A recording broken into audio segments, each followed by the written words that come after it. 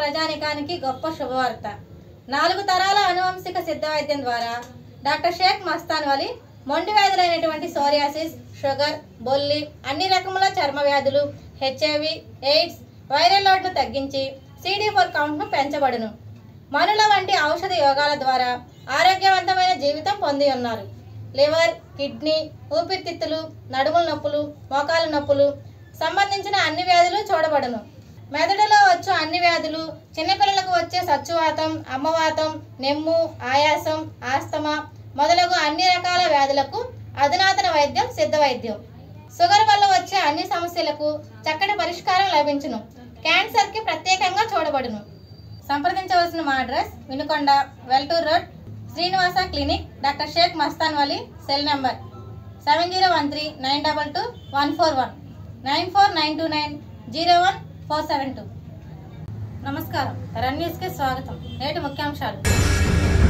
రవాణా శాఖలో జూన్ 1 నుంచి కొత్త రూల్స్. మైనర్లు పట్టుబడితే 25,000 జరిమానా. జూన్ 1 నుంచి కొత్త ట్రాఫిక్ నిబంధనలు అమలులోకి రానుండగా భారీగా జరిమానాలు విధించనున్నారు. అతివేగంతో వాహనం నడుపుతూ పట్టుబడితే 1000 రూపాయల నుంచి 2000 వరకు జరిమానా కట్టాల్సి ఉంటుంది.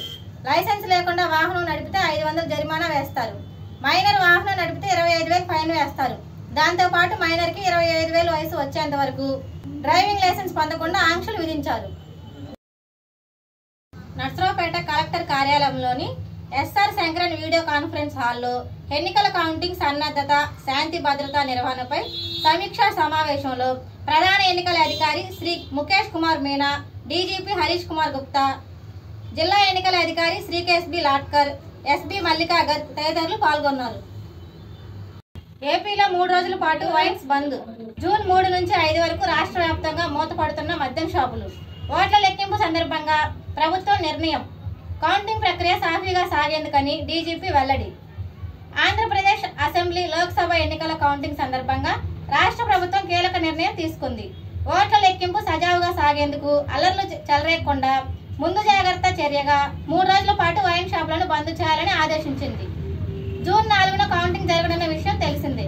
ఈ క్రమంలో జూన్ 3 నుంచి 5 వరకు రాష్ట్ర వ్యాప్తంగా అన్ని మద్యం షాపులను మూసివేయాలని డీజీపీ హరీష్ కుమార్ గుప్తా ఆదేశాలు జారీ చేశారు. కౌంటింగ్ కేంద్రాల వద్ద ఎలాంటి అవాంఛనీయ సంఘటనలకు జరగకుండా ఈ నిర్ణయం తీసుకున్నట్లు తెలిపారు.